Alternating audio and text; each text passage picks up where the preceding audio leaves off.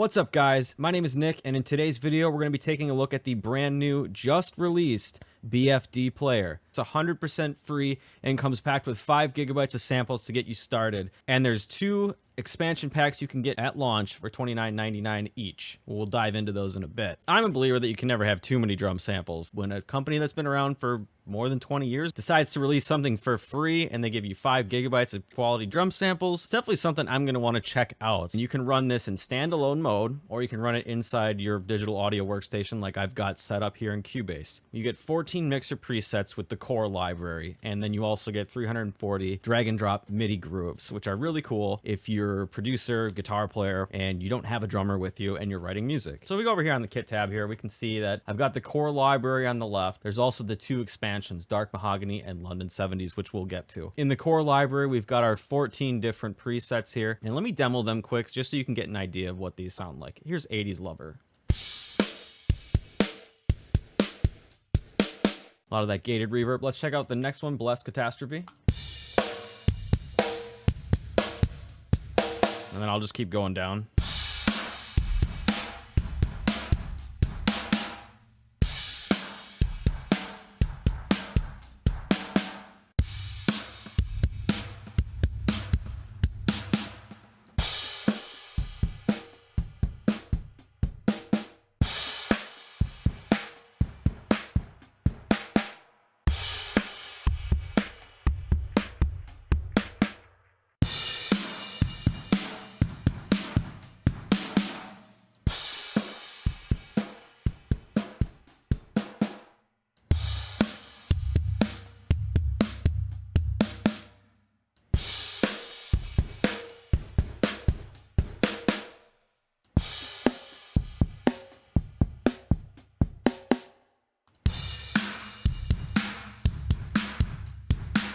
So here's a look at the 14 different presets that you get. Now for me, I'm not really one for presets. I usually like to tweak things to my own sounds. I'm gonna go with using Original Mix. The Original Mix from the studio session, access all the channels with this preset and mix the kit inside your DAW. So basically what we're gonna do is route the audio out of the sampler right into Cubase, and then you can tweak settings from there. Now you don't have to do that. You can always take any of these presets, take it over to the mixer tab, which we'll go to in a second, and adjust things to taste from there. Like, you don't need to really know a ton about audio to use the BFD player. They make it really easy and intuitive, which I'll show you in a second. But before we get off of this tab, you can see that there's a visual representation of the kit, and you can take your mouse and hit any of the drums here to kind of audition and hear what they sound like.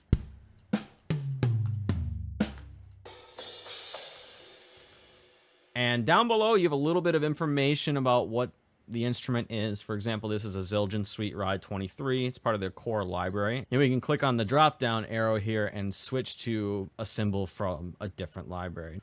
And on the toms, this is a DW kit. Doesn't give you too much information as far as type of kit, I don't think. Let me see here. Yeah, it just says a DW kit. It says that it's maple. Okay, well, it doesn't really give you too much if it's a collector's performance. You can get some more information by clicking this information icon down below. It gives you the size, the beater type, probably other things depending on what instrument you're on. In this browse tab, once you have the expansions, you can kind of come in here and audition them and then load them, which is pretty cool. But being that there's only 2 expansions out, there's not a lot here yet, but I assume over time we're going to see this build up into a nice big library if you have the entire collection, which is pretty cool.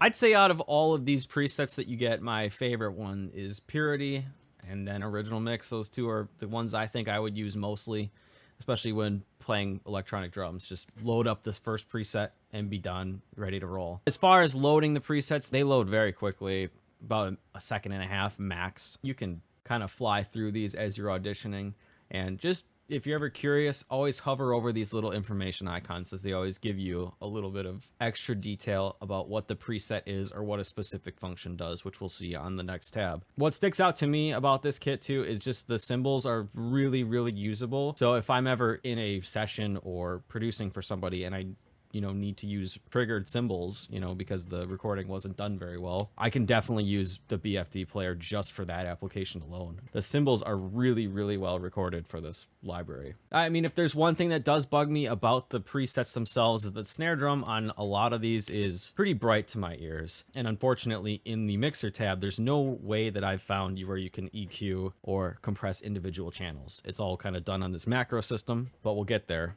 Now, moving over to the mixer tab, we've got these 4 macro knobs up top, and depending on which preset you're on, you're gonna see that these parameters will change. For example, on the 80s Lover preset, we have attack and sustain. So we're gonna get more attack or less attack or sustain to the drums, just depending on how you want them to sit in a mix. Now let me adjust the sustain here.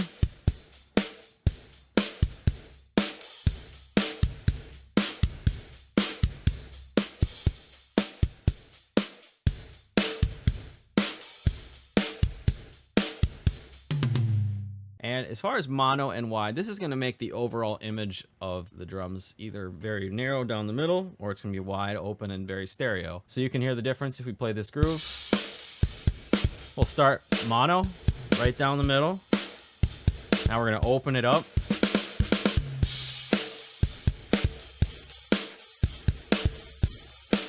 I hope it's obvious, but you should be listening on either headphones or in your mix position at your studio. The next one, we have gate release. Now, this is specific to this preset since we're talking all about 80s drum production. So we're talking about gated reverb. So you can kind of hear how this one will adjust the reverb.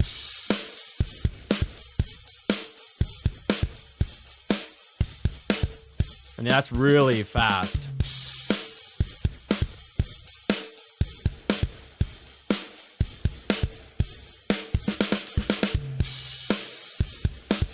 And then finally, tone. This last knob is going to adjust the high frequencies of the kit. If you want it to be darker, bring this down. Or super bright.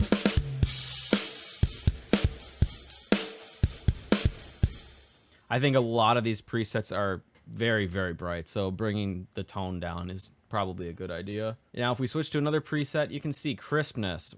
Use this to add or remove sizzle from the higher frequencies. So that is one of the more confusing things about this, is it's not like standardized throughout each one of these presets. You'll have different things here. Character. We've got attack sustain still, mono wide. This character is going to sweep through different EQ settings to broadly shape overall tonality of the drums. That would be the one thing I would say, is if we could have something that was a little more consistent between the presets, or a drop down that would give you multiple options where you could choose, for this one, you want it to be tone. This one, you want more compression. So we'd have a compression knob. Let's load up some more presets and see what other macros that we have here. Angry mids. Yeah, so this is going to be increasing the snare overtones, it says. Play with that one. Aggression. That's another one that we have. So yeah, like I was saying, for example, if we could have aggression, angry mids, any of this kind of stuff in a drop down that you could choose for each preset, that would be pretty cool. Say, for example, you didn't care about the angry mids knob on this preset, but you wanted that tone control. Put the drop down here and select that one. Boom, now you got that knob. That would be really cool. On dry pop, we have another macro here, vintage/modern. So this blends between darker, more mid-range kind of sound versus modern, which is going to be kind of hyped and, cut the mids. So let's hear the difference here. You can hear it's a lot darker, more mid-range. Let's bring it to modern. There you go. Also, we have the room knob here, so we can bring in a little more room.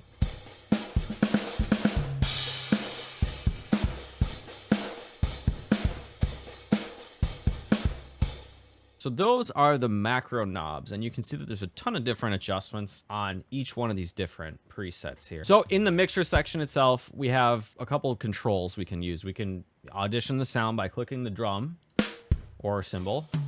We can adjust the panning, so if we want the kick to be in the left, I don't know why you ever would, but you can do it. And if you want to reset any panning, just double click and it'll reset to the middle. And below that, you're going to have a dB indicator, essentially, which will tell you as something's playing, what is the peak, what's it hitting. So right now it's hitting -7.24. Not too much that you need to worry about this, but it is there for reference. And then you have your fader, which, I mean, usually what I would suggest is not going over 0 when you're doing, you know, getting your levels down. You know, if you want to boost something a little bit because you can't hear it, you can do that just for, you know, if you're just messing around practicing, playing along on your electronic kit or something, that's probably fine. You do want to be careful and give yourself enough headroom going into the main bus. Otherwise, you're going to be clipping, and digitally, we do not want to be clipping. The next thing you can do, you can mute solo channels. I was kind of messing with that with the overheads a second ago. So if we load up the Purity preset, let's just play a different groove this time. How about pre-chorus 1?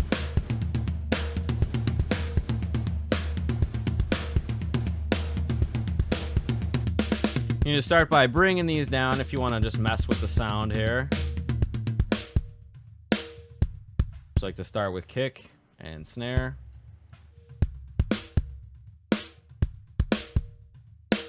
There's no right or wrong, really, as far as balance goes.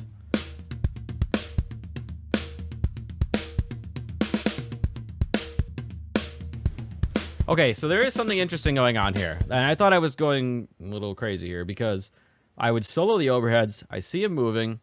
Nothing's happening, though. Where is the sound? Well, turns out that it is the ambient bus. Now, from my perspective, that is a little bit of confusing verbiage, considering ambient bus would usually imply like room mics, you know, like auxiliary channels, like mono mics out in a hallway or something.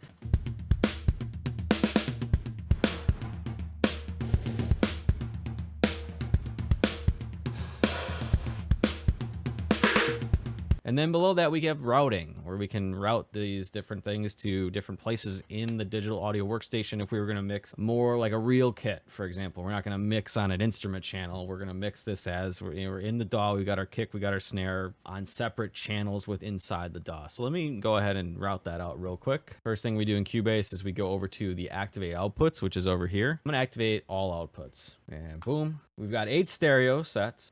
I'm going to use a mono signal, because it's a kick. Mono 1, we'll call kick.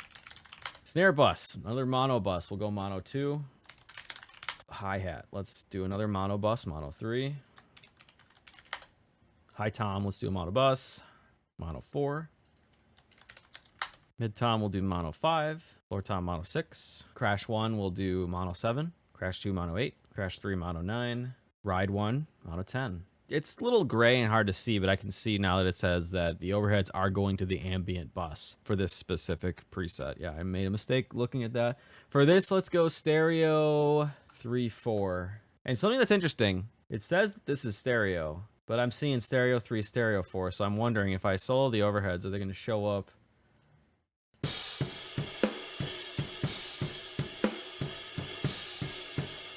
Yeah, so this is a little bit confusing here. So I've got stereo, I've got main, which is 1, 2, and then I've got stereo 3, 4. But in Cubase, when I activate the outputs, it shows up as stereo 2. So stereo 2 is actually overheads, as confusing as that might seem. So stereo 5, 6 is going to be stereo 3. We're going to name that booth. Room, we're going to make this 7, 8. And ambience 3, we're going to make 9, 10. Drum verb will send to 11, 12. Now, we take a groove, which we haven't gotten to this point yet, but there's a groove library on the next tab, and I'm just going to drop in this chorus. Here we go to the MIDI, and I'm going to loop it.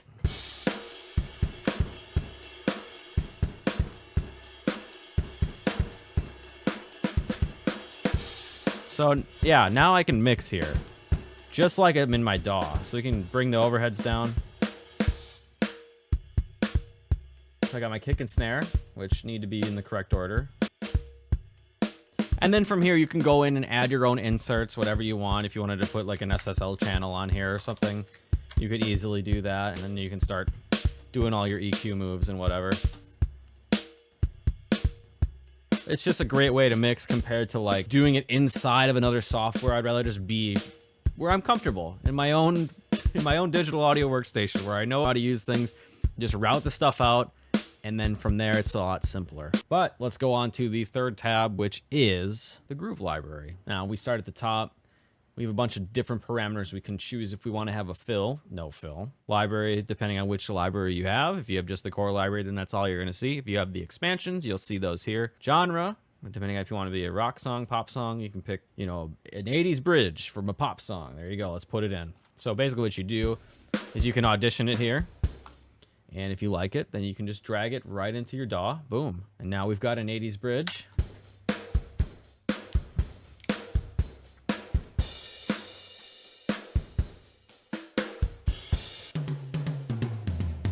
Oh, there's Phil Collins right there. Now I'm curious about how much these are on the grid. It looks like they're somewhat humanized. They're not perfect. They're not perfectly quantized, which is nice. Depending on the style, you might want a drum sound that's like right to the grid, perfectly quantized. Like if you're doing some heavy aggressive metal music, that kick drum needs to be perfectly on the grid.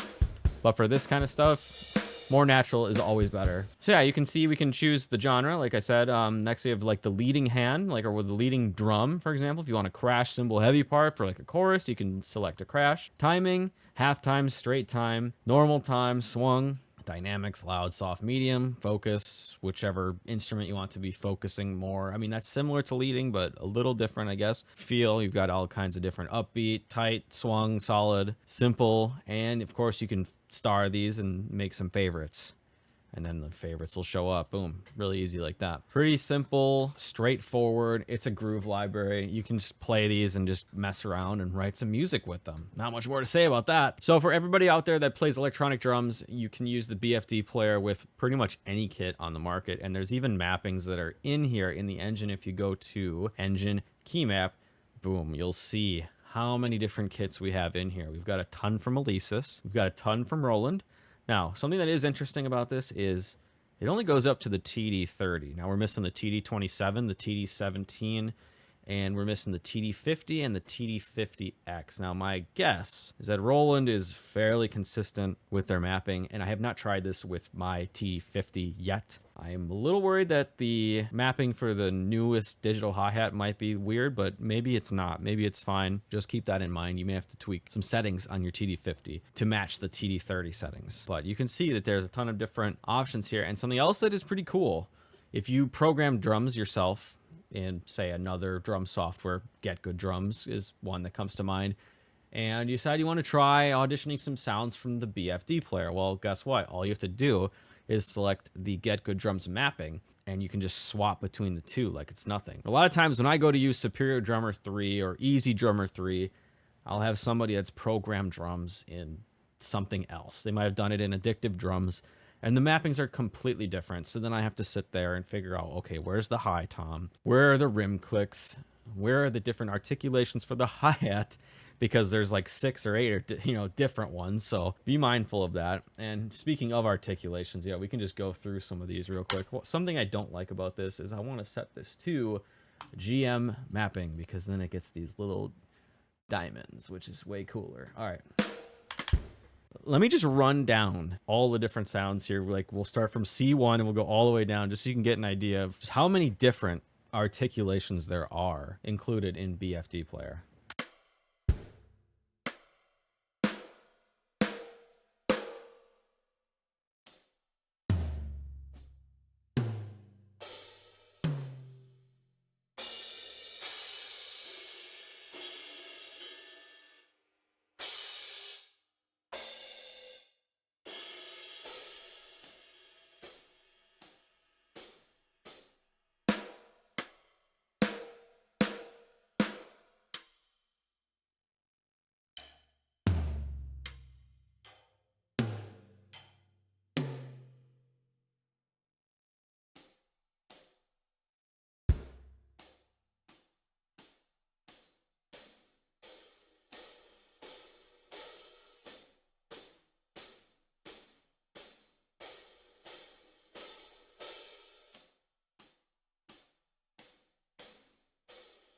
I'm going to stop here because just going from C2 down to C0 are all different hi-hat articulations. I don't think I've ever encountered a library that has that many. These cymbals are recorded very well, and I think translate perfectly to playing electronic drums. So keep that in mind, and it's free. Check it out.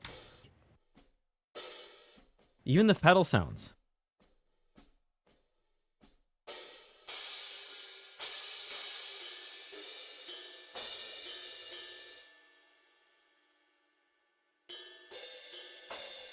And just when you think it's done, like, they keep going.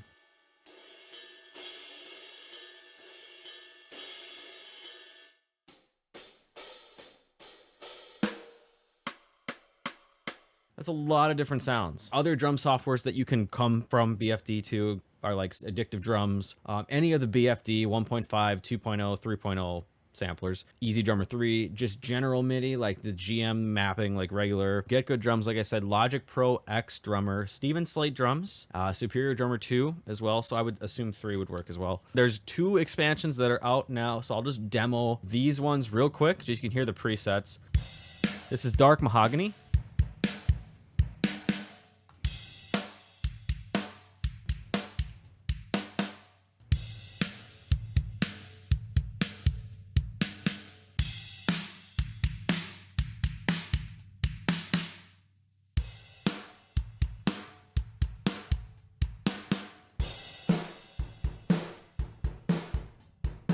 So the Dark Mahogany expansion features a 5-piece Q drums kit, perfect for pop punk, modern rock, other radio-friendly genres. You got a 24 by 18 Q drums kick, 12 by 10 mid tom, 16 by 16 floor tom, and 18 by 16 big floor tom. 14 by 6.5 Ludwig 402 snare.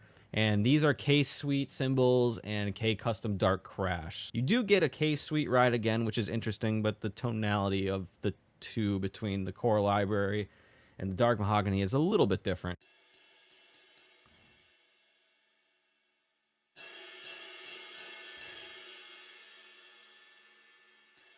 It's like the Dark Mahogany kit is drier as far as the room goes. Hear how much more room is in that sample? And then the London 70s kit.